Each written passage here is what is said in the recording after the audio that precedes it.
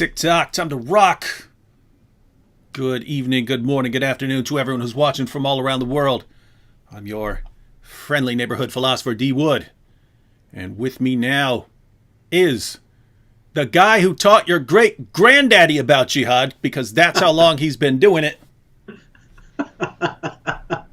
Robert Spencer. How you doing, Robert? I am doing great, David. How are you, sir? Good. Now, Robert, we are about to jump into this week in jihad. So, has some stuff happened this week before we even get started? Has anything happened this week? Because it seems quiet. There's no 9/11. There's no 7/7. This is a down week for jihadis. But is there stuff to talk about? Very much so. This has been a very busy week for the jihad. Wow. Most people don't realize that it is going on every day. And at Jihad Watch, we cover it, but we never are able to cover all of it. There is always more. And for anyone who hasn't been following Robert's website, the link is in the description box. Also got a link there to the greatest book on jihad there is, apart from maybe the Quran. Well, I guess the Quran doesn't give you the history of jihad, so it just gives you a playbook. Yes. It gives you a playbook. But I also have a link to Robert's book, The History of Jihad. If you don't have that book, you definitely want to get a copy. If you can read the entire thing, you'll see how absolutely relentless jihad has been for the past 14 centuries. And if you look at it and say, well, that's kind of a big book, at least get the chapter on Muhammad down, and then if you can, get the chapter on the rightly guided caliphs down and what they were doing. Awesome information. All right, now, Robert, before we jump into this week in jihad, I was wondering if you could just give everyone an idea of what jihad is.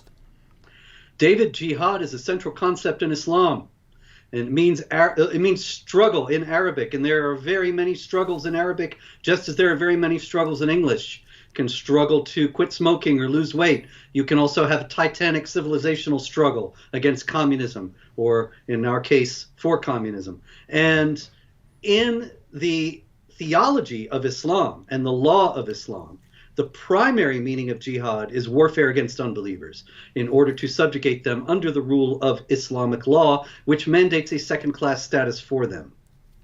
Now, you said that's the primary meaning, but you acknowledge that there are other meanings because, as you brought up, Yes. You can have a struggle against, let's say, weight or something like that. Because I remember this that campaign that's my jihad, what's yours? And it was all like, I struggle to get to the gym after dropping my kids off at school. That's my jihad, what's yours? And they made it look like, jihad is basically a struggle against anything. And so you're acknowledging that, yeah, insofar as what the word means, means struggle, so you can have a jihad against all kinds of things.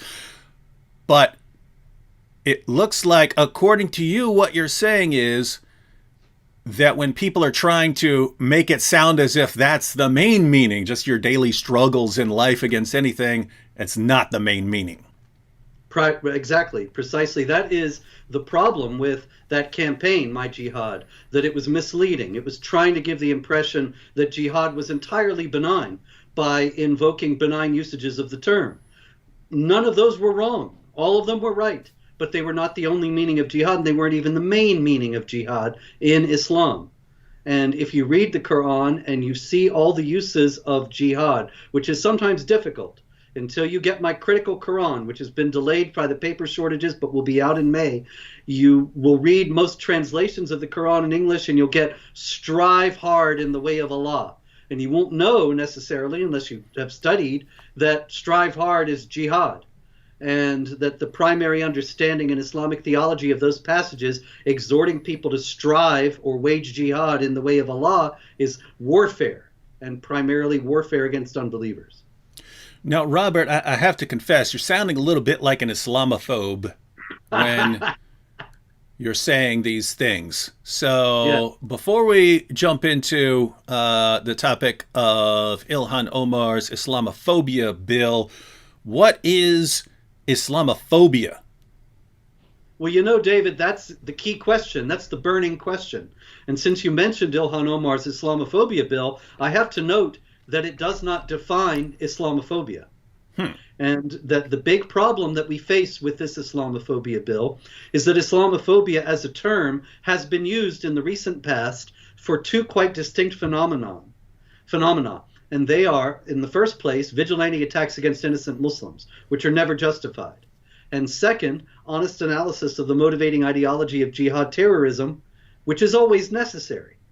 And in order to stigmatize and silence that analysis, they use the same term as they use for the vigilante attacks, so as to give the impression that if you speak honestly about what jihad means for Muslims and what jihad attacks actually are and what motivates them, then you are leading to those vigilante attacks against innocent Muslims and therefore must be silenced. And that's the insidious aspect of her bill. Well, that's disturbing because in philosophy, more specifically in the branch of philosophy called logic, that's a logical fallacy called equivocation, where you change the meaning of a term. And so what you're saying is that someone would go up and say, hey, some random person went and attacked a Muslim because that person is a Muslim. You're against that, aren't you? Yes, I'm against that. Well, then you're against Islamophobia. So you're against Islamophobia, aren't you? Well, yeah, if that's what Islamophobia is, then I'm against Islamophobia. But you're saying that then they changed the definition. Okay, well, then you're against anyone who says anything against Islam or anyone who actually quotes the Muslim sources accurately and tells what it calls for. And so you're against all that, too. And so it's this idea of what we want is to shut down criticism of Islam and any honest report on what it calls for as far as calls for the violent subjugation of the world, calls for the killing of apostates, allows men to beat their wives into submission, allows the victors in a war to take the women and girls as their sex slaves.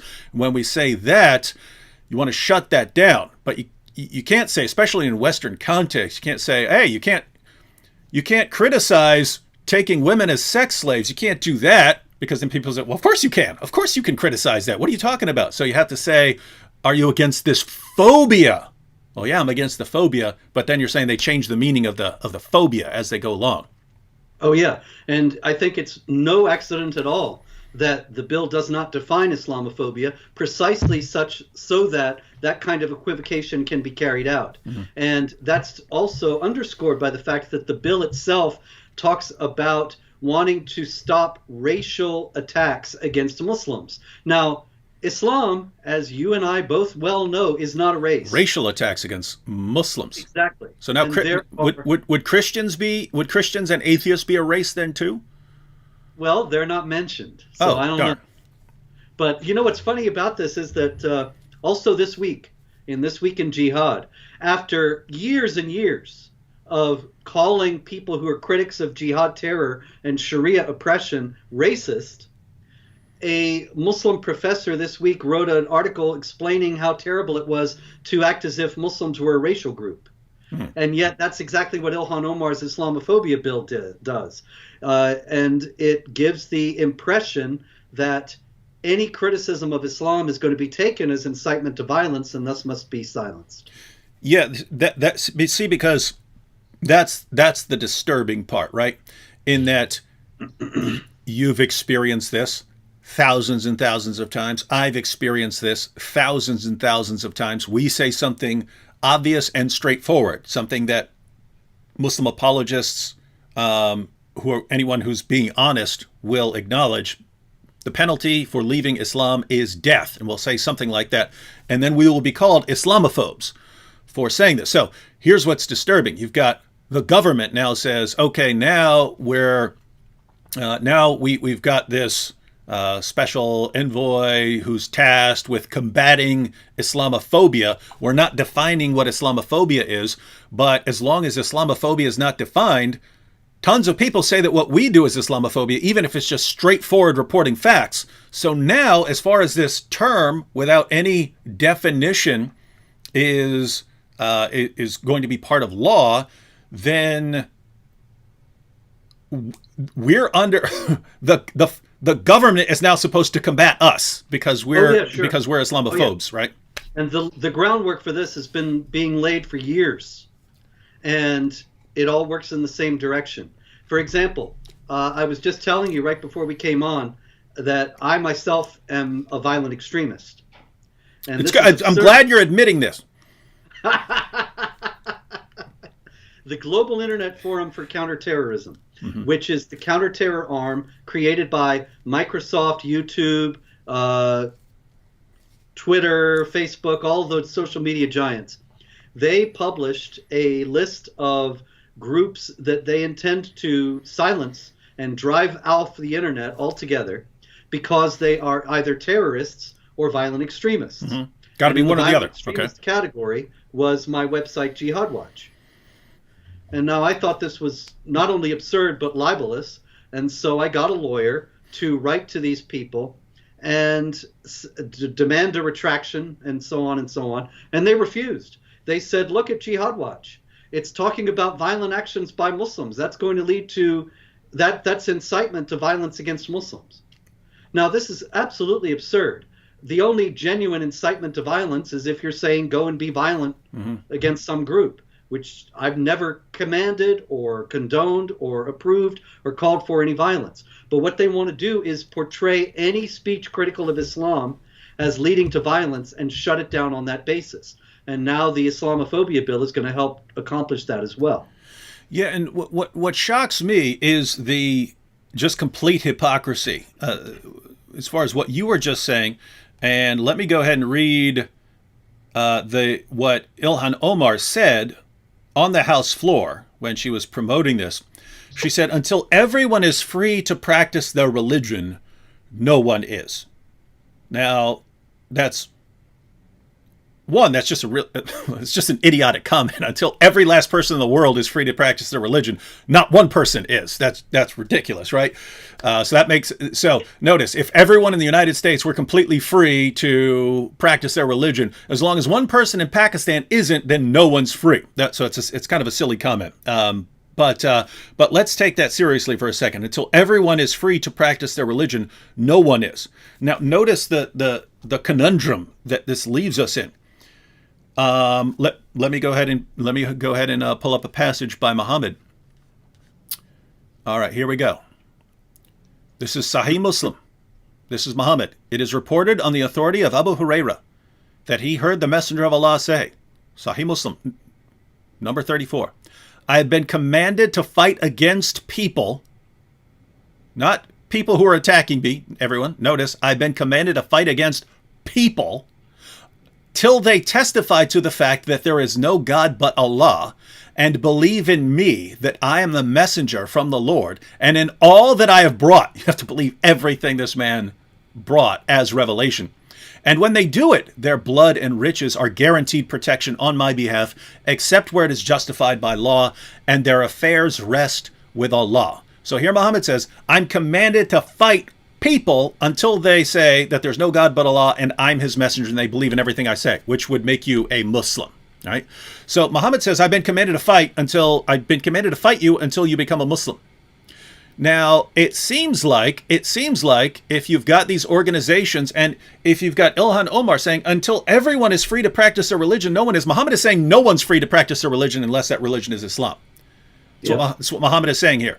No one is free to practice their religion until they believe in Islam. And he's coming to fight you if you have the wrong religion. So if we believe what Ilhan Omar is saying, then we should say, oh my goodness, we need a special envoy in the government to combat this sort of teaching and to expose this sort of teaching. But we don't have that. What we have is Robert Spencer. He's exposing the teaching. I'm exposing the teaching. And we're called Islamophobes, and we need the government to crack down on us. This is why. Do you see why I'm confused, Robert? This is this quotation right in front of us, and the many other in the Muslim sources are things that if we agree with Ilhan Omar, if we agree with that federation that called you a violent extremist, if we agree with what they say about what constitutes violent extremism or a phobia, if we agree with them, then we should all be going after the teachings of Muhammad. We should all be exposing the teachings of Muhammad. And yet, when we do that, when we do what everyone says we're supposed to be doing, then they attack us for exposing it, and we're the enemies, not the actual teachings that call for violence against unbelievers just for being unbelievers.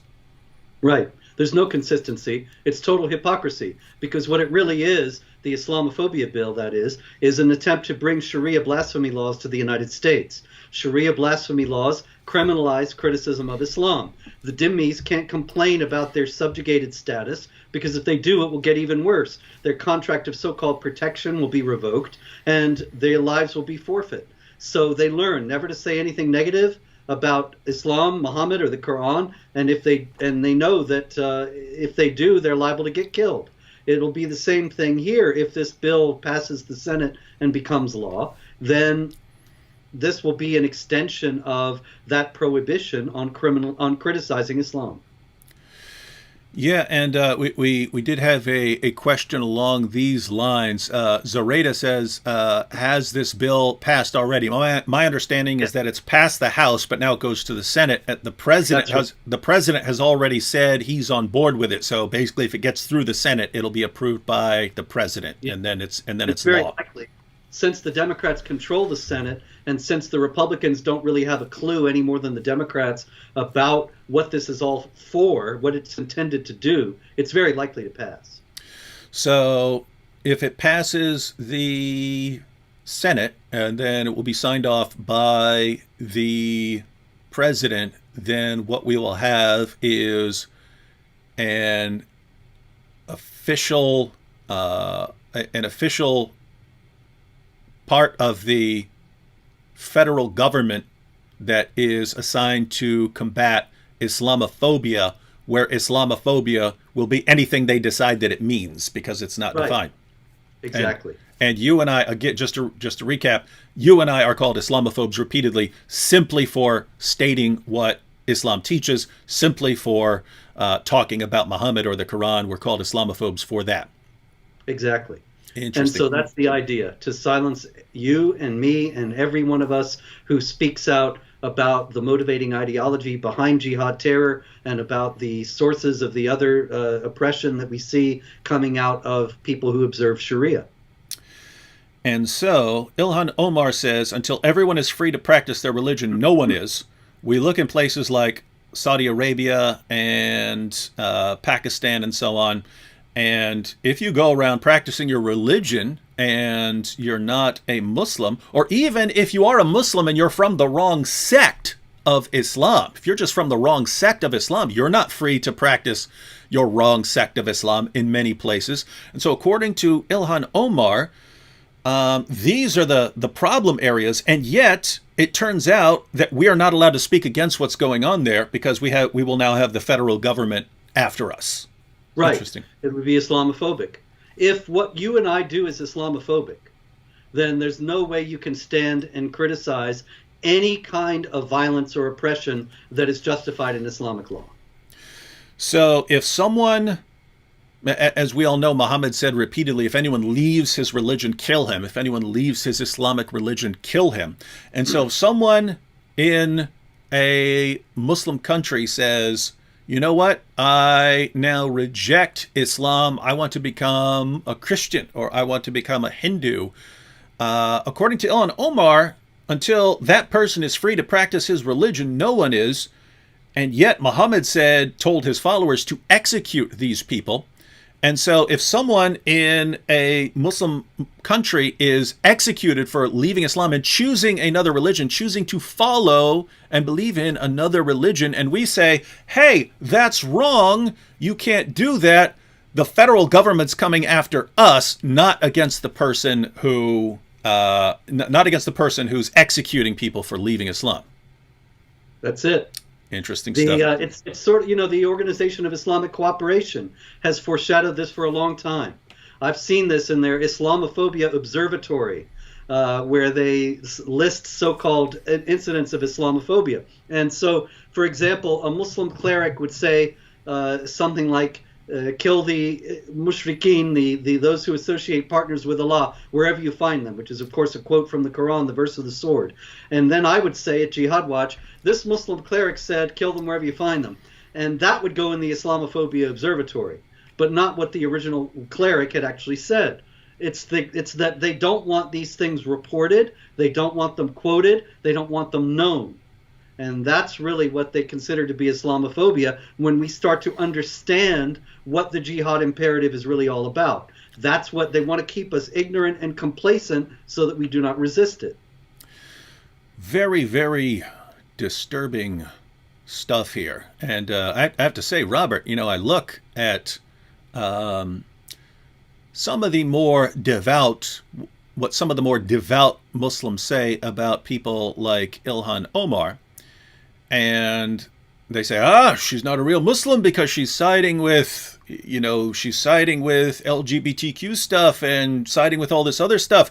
She's not real. And yet what's amazing is even these people who defend radically different things somehow agree. What they all agree on is you can't talk about Muhammad and the Quran. No matter how liberal or left you go, you still can't talk about Muhammad, and the government itself has to crack down on you. And another disturbing thing is that the social media platforms all end up falling in line on this stuff, right? Like if you're, let's say, if your name is Ali Dawa on YouTube, you can literally call for the execution of people like the apostate prophet. You can call for his death and say, I'm going to be watching as this man is executed as soon as we get our way.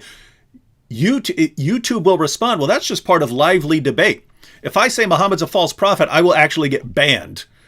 That's what I got banned for the other day. I said Muhammad's a false prophet. Don't believe in him, believe in Jesus. I got banned, lost my appeal, got a 7-day ban, video taken down. Fortunately, we were able to get that to someone who had a shred of common sense to say, okay, if you want to make that the rule, fine. That's not in the rules. That's not in the rules that I can't say Muhammad's a false prophet. So they restored it. But notice, but that happens all the time. That happens almost every week with me, that they take down something where I said something about Muhammad. And so what you end up with is you have Sharia, and everyone says, we believe in freedom of speech, we believe in freedom of expression, we believe in freedom of religion. Then you have this thing called Sharia, which is against all of that. But everyone over time, just more and more and more, they fall in line. The governments, the media, social media platforms, they all fall in line and end up doing the exact same thing that Sharia calls for when supposedly we're in a free society. Well, that's the same social media giants that called me a violent extremist. It's their organization, the Global Internet Forum for Counterterrorism, that did that. So I'm not surprised that they would take down a video where you're calling Muhammad a false prophet, because it's really the same kind of thing. You say anything negative about Islam, which includes reporting accurately on the deeds of Muslims done in the name of Islam and in accord with its teachings, and then you violated Sharia, and they're essentially going by that at this point. And what's insane is if you were actually able to sit one of these people down, I mean, one of these people who are, running the tech platforms, the trust and safety teams, the organizations that make these kind of decisions, and you were to say something simple like, hey, if I say Muhammad's a false prophet, don't do what he says, you need to believe in something else. What is that? That's hate speech. That's hate speech. Okay, so I can't speak against what he said, any words against what he said. And then you just go right back to a passage. So do you agree, Mr. Trust and Safety Team, do you agree that Muhammad and his followers have been sent to fight against people till they testify that there's no God but Allah and believe in him, and that all other religions have to be subjugated to this? Do you agree with that? Should we oppose that? They can't answer, because if they say, no, I'm against that, well, they're an Islamophobe too. So they just have to call you an Islamophobe, hoping that they never have to actually deal with the problem. These people they're just programmed bots. They're miseducated. They're told, dude, these people are racist bigots, and that's all they know. They've never had an original thought in their head in however many years they've been on the planet. They don't know anything. I admire your willingness to have a rational discussion with them. It's kind of like debating Islamic apologists, though. There's just no ground there for rational discussion. Yeah. So, just to recap, everyone, it's, hey, until everyone is free to practice their religion, no one is. We have to stand against people and ideologies that stand in the way of the free expression of religion. Okay, well, I got a big one for you. Here's Islam. Ah, shut up, you Islamophobe. Don't. So it's. That's it. It's just amazing, these double standards. It's wow. All right, well, so we've talked about Ilhan Omar. Hope everyone is up to date on that now. So again, it's passed in the House. Now it's going to the Senate. If it gets through the Senate, it will definitely be approved by the president. And then the U.S. government will officially be against anyone who's committing the vague crime of Islamophobia, which they can then define however they want. All right, so I've heard that you have some stuffs for I have us. so much stuffs, David. There was a very busy week, really.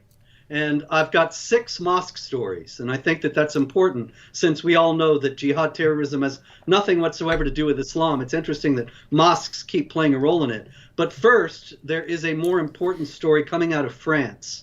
And this was on December 8th.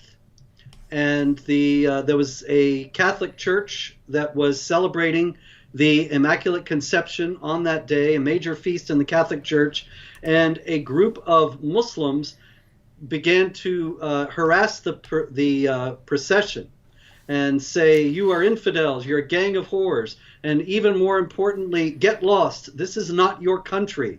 And even more importantly, Wallah, on the Quran, I will cut your throat.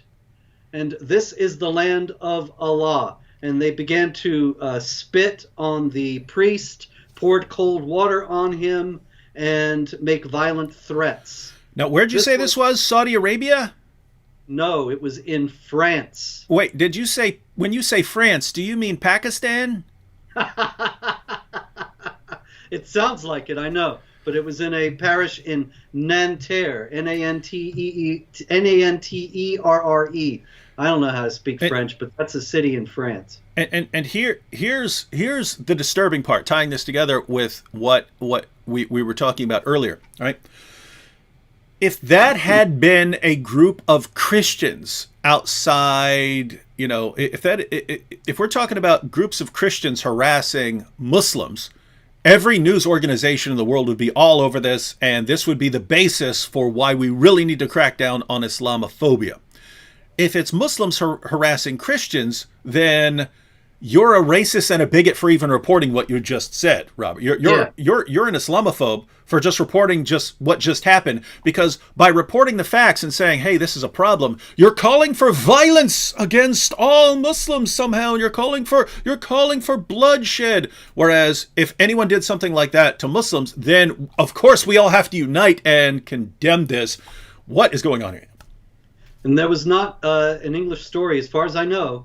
To the best of my knowledge, there was no English language story about this incident, even though the Interior Minister of France, Gerald Darmanin, spoke about it and vowed to fight this kind of thing energetically, which I do not believe he will do because it would lead him into Islamophobia. Mm-hmm. Nonetheless, I had to get a French language news story about this translated because the English press doesn't think that any of this is important.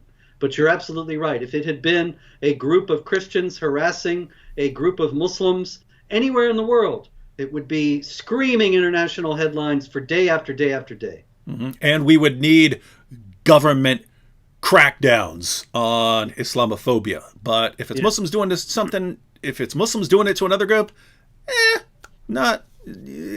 actually needs to be hushed up. Right? Like there's a fair chance that this video right now, this live stream, will be taken down by YouTube simply because we're pointing that out. And that's how insane and hypocritical the leaders of these platforms are. That if it's happening to Muslims, everyone needs to unite in condemning it. And I agree. I agree. But absolutely, if it's Muslims doing it, everyone needs to shut up about it, or they will be silenced by the media, by governments, by the social media platforms. This world's turning into a really, really hilarious place. Absolutely absurd. It's the age of absurdity that we're living in. Now, let's get to the mosque stories, shall we? I got so many of them, and then I've got a few other things too, if time permits after that. But let's see, the first mosque story I've got out of 6 comes out of Pakistan. Students at the Lal Masjid, the Red Mosque in Islamabad, were given lessons recently that were captured on video of how to behead. And so, I tried to find a story of a church giving lessons in beheading. Couldn't find one? Oddly enough, no. That's and yet strange. They tell me that all religions are equally capable of inspiring violence, and yet somehow this kind of thing only ever seems to happen in mosques. And what would be the purpose of that? Why would you want to know how to behead someone the official Islamic way? What could they possibly use something like that for? Well, David, chapter 47, verse 4 of the Quran says, when you meet the unbelievers, strike the necks. And then chapter 8, verse 12 actually says that Allah commanded the angels strike the necks and cut off their fingertips. Every now and then I come across a news story like that where somebody was not only beheaded, but his fingers were chopped off. And usually there was a story like this in New Jersey actually a few years back, and the cops were saying, well, it's clear they wanted to erase any way to identify the victims. And I thought, no, that has nothing to do with it, you dope. It's Quran, chapter 8, verse 12. Strike the necks and the fingertips. But anyway, that's why they have the beheading lessons at the Red Mosque in Islamabad. And, I mean, we read tons of passages where Muhammad says, if anyone leaves his religion, kill him. But we have an instance where Ali was executing people by burning them. So the fourth of the rightly guided caliphs, Ali, who was burning people to death, and Ibn Abbas stepped in and said, no, that's not how you kill them. That's how Allah punishes them, with fire. You got to kill them the way Muhammad said to. But it's in Malik's Muwatta where Muhammad said, if anyone leaves his religion, strike off his head. So the official way that you're supposed to execute an apostate, execute someone for leaving his religion and choosing to practice his religion, which Ilhan Omar says no one's free until everyone can practice his own religion. If you decide you're going to practice, let's say, Christianity or something, you don't believe in Islam anymore, then you would be beheaded. And you're saying that at a mosque, they're being trained to behead unbelievers, apostates, things like that. All the things that someone like Ilhan Omar seems to say with her words you should be against. But as soon as you announce that you're against when Islam does these things, then you're an Islamophobe. The government has to crush and destroy you. And so this is some amazing stuff. And Robert, what do you think would happen if, a Hindu temple or a Christian church were training on how to execute people who leave and convert to Islam? Here again, this would be an extraordinary international story, and the subject of commissions and conferences, and we would have to get all kinds of training to learn how to not be so Islamophobic and hateful or whatever it is. This is a total double standard and complete brazen hypocrisy. These kinds of stories come out of mosques and nobody bats an eye. But you're right. If it had been a church, forget it. Same thing here in a story out of the UK.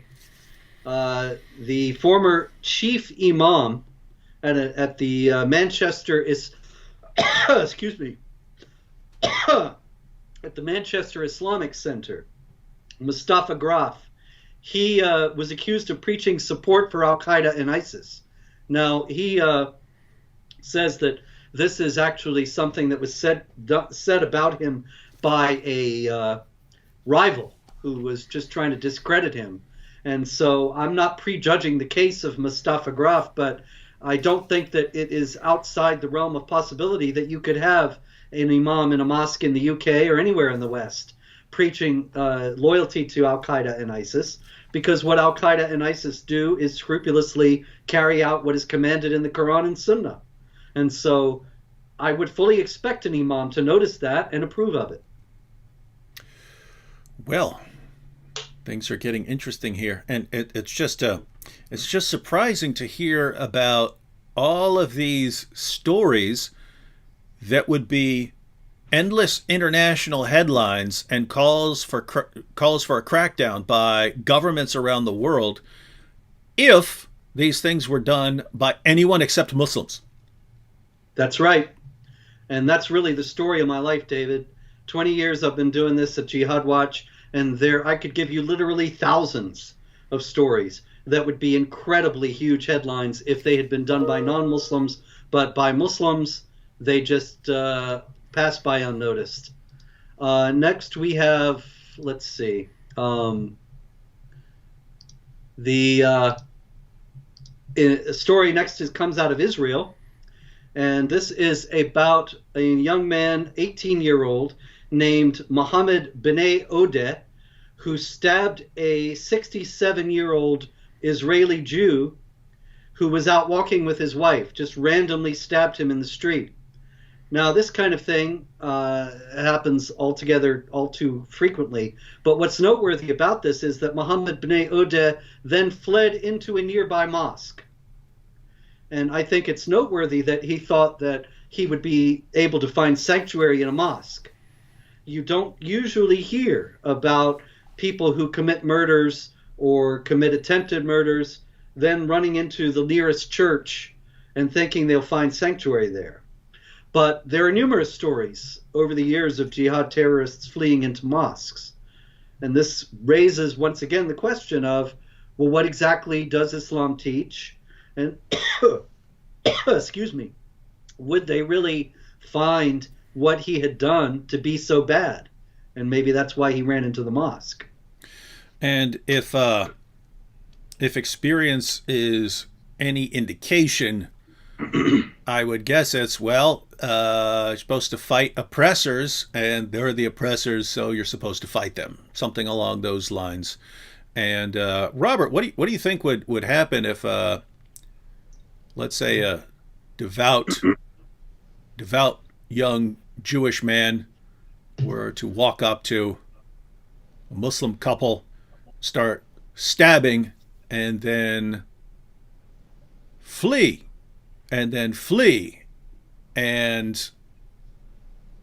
head into a local Jewish center or something like that? Would that be newsworthy? Oh my goodness. I would imagine that would be shock and horror all over the world. You think Ilhan Omar would have a problem with it? Yeah, Ilhan Omar would say this is terrible Islamophobia and demand that the various Jewish groups in the United States denounce this, which they would have already done probably.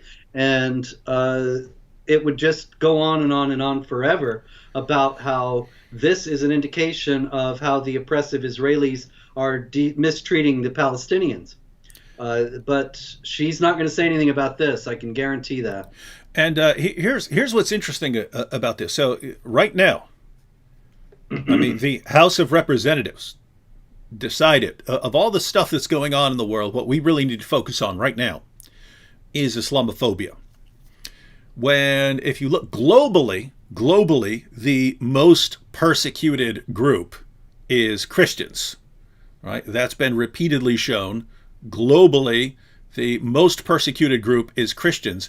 And unless it's changed very recently, I remember a few years ago in the United States, as far as religious believers are concerned, Jews were disproportionately targeted more than any other groups. And so if you look at the globe, then the biggest concern should be the persecution against Christians.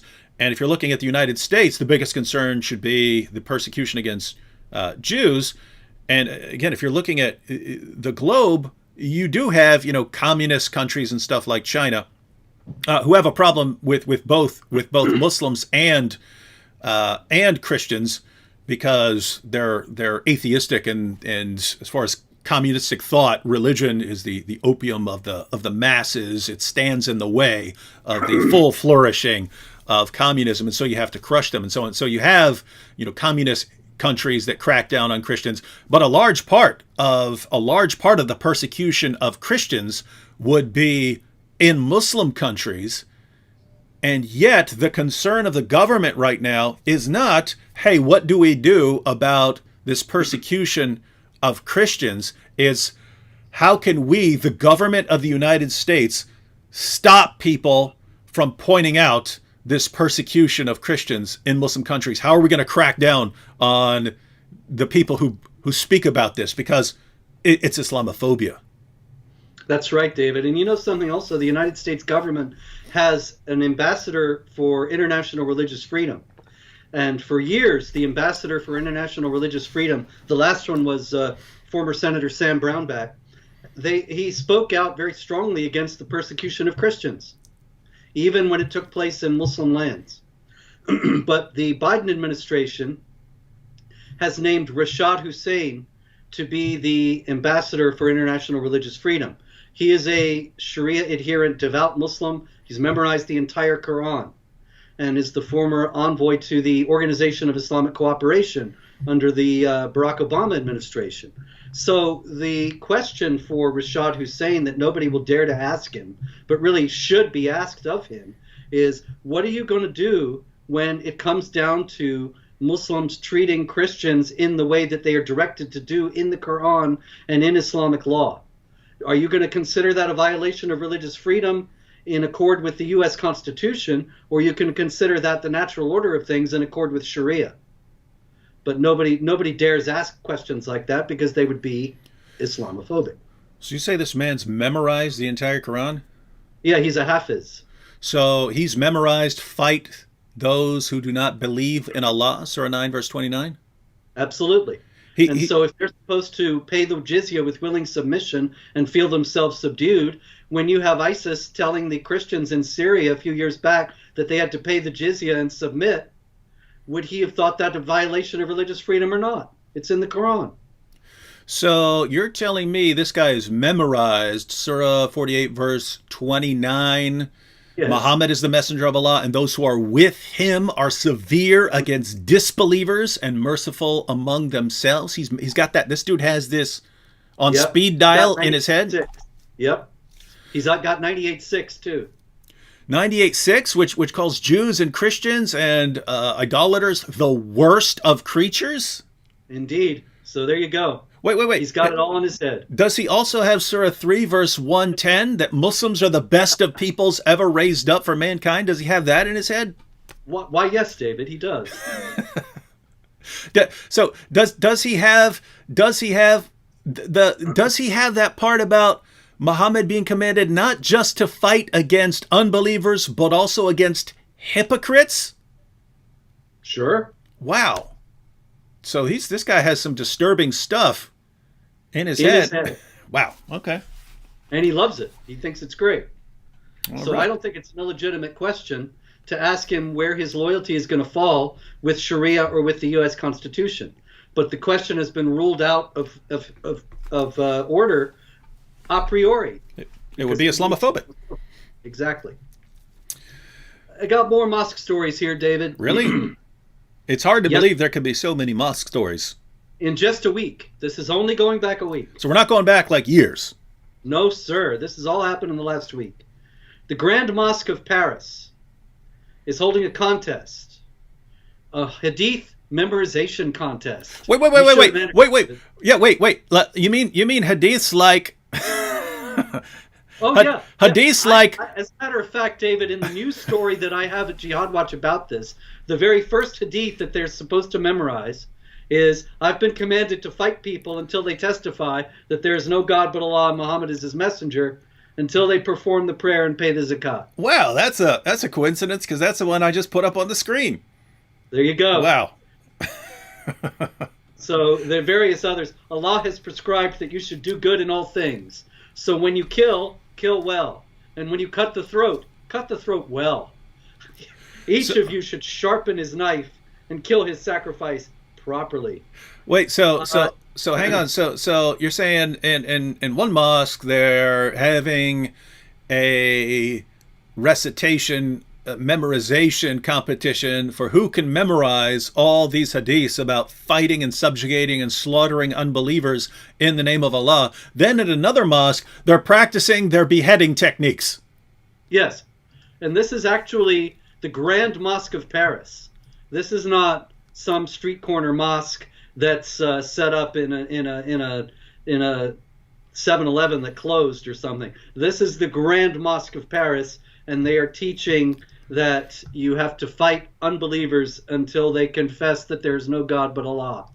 And so these things are not Islamophobic passages that you and I dug out of dusty books. This is current and being taught right now in the Grand Mosque of Paris. Now, I mean, I was watching CNN earlier. I didn't see that. So which CNN program were you watching when you found this information? This is another story I got out of the French press. It was not reported in the English press, as far as I know, not at all. Now, I hate to keep rehashing the entire point, but the fundamental problem in all of this is one of hypocrisy and double standards, as far as I'm concerned. But if a Christian church was having a competition for who could memorize a bunch of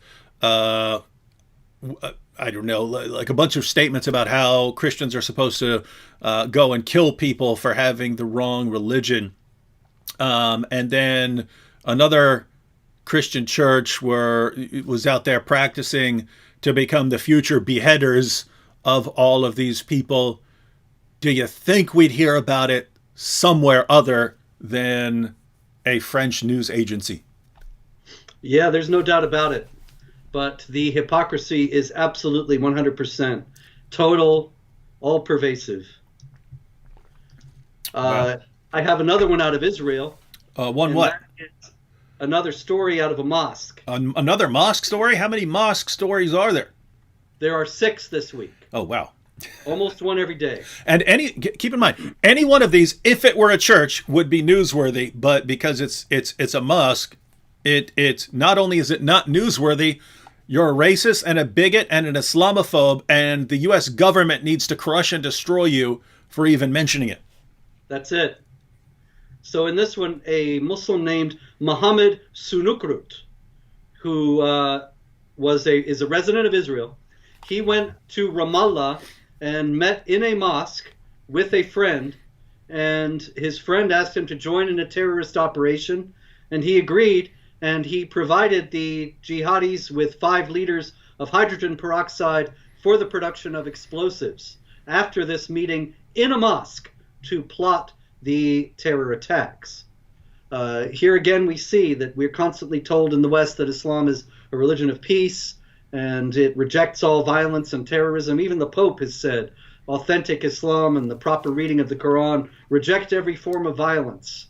And I don't know what he was smoking at the time, but in any case, the fact that a terror attack would be planned in a mosque by people who would not bat an eye about being there to do it is just an indication that they understand very well that their religion commands this warfare against unbelievers. And so a mosque is an entirely appropriate place for them to plot these massacres. Yeah, and I mean, I can think about every church I've ever been in. If I said, hey, guys, I need to borrow the church here so I can build my bombs and this and that,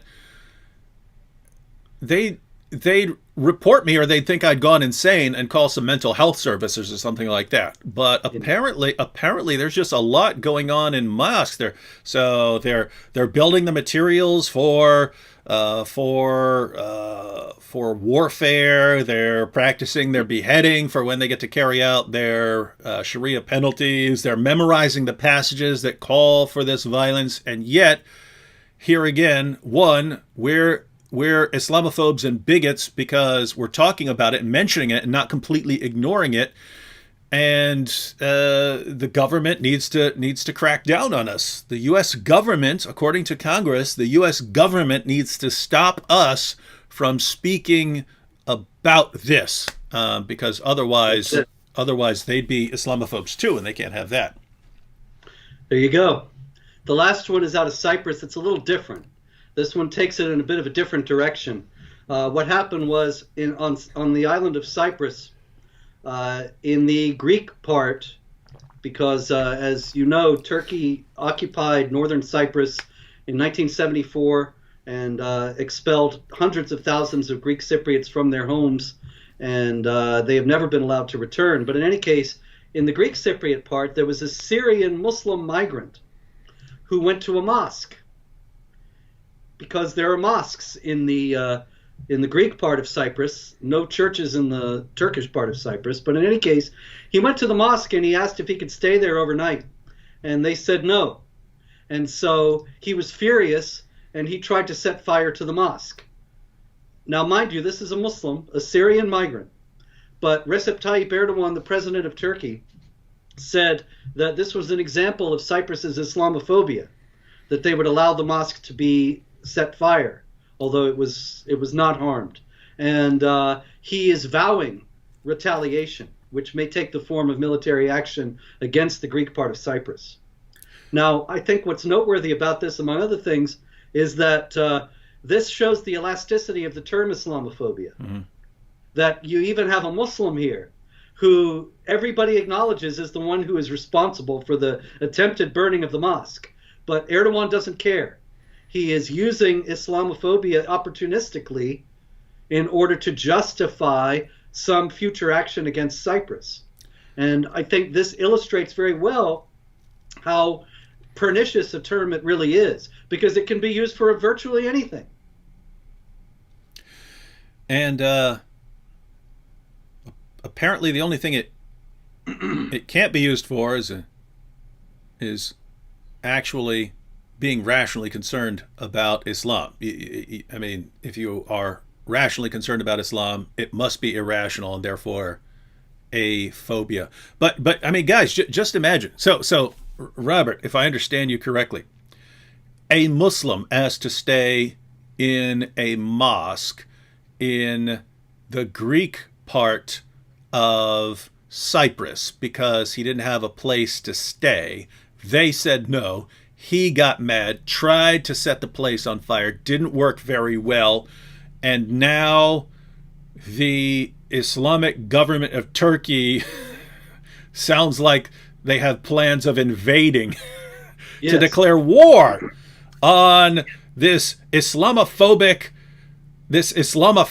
part of Cyprus because of what a Muslim did. And notice, ladies and gentlemen, I mean, if you're talking about, let's say, a Muslim majority country and you have a Christian church and there was a Christian traveler and the Christian traveler said, hey, let's say Pakistan, a Christian traveler said, hey, I don't have any place to stay. Can I stay in the church? And the church says no. And the Christian tries to burn down the church, and then other countries with Christian majority populations say, now we have to invade Pakistan because of their anti-Christian bigotry in allowing this Christian to try to burn down a church. You'd think that sounds absolutely insane. Yes. And yet it's actually the world we live in. And if you bring up any of it, again, there's a good chance that this live stream will be removed as hate speech by the YouTube censors, just because all we've done is report some facts and quote some sources and expose some hypocrisy, and that's too much in the world we live in. That's right. Recep Tayyip Erdogan, by the way, the president of Turkey, has made it very clear he wants to revive the Ottoman Empire. He has even said that Turkey has a right to all the territory that the Ottoman Empire once occupied, which is essentially a declaration of war, or an intention of declaration of war, against Eastern Europe, North Africa, Egypt, most of the Middle East. And I recall a Quranic basis for that when Allah commanded, drive them out from whence they drove you out. There you go. And isn't that the theological basis behind the claim that Islam has to take back Israel? And that's why you even have lots of Muslim leaders who aren't in favor of any sort of two-state solution, which was repeatedly offered to them over time, and they rejected it repeatedly because it's all theirs, because it was once controlled by Islam.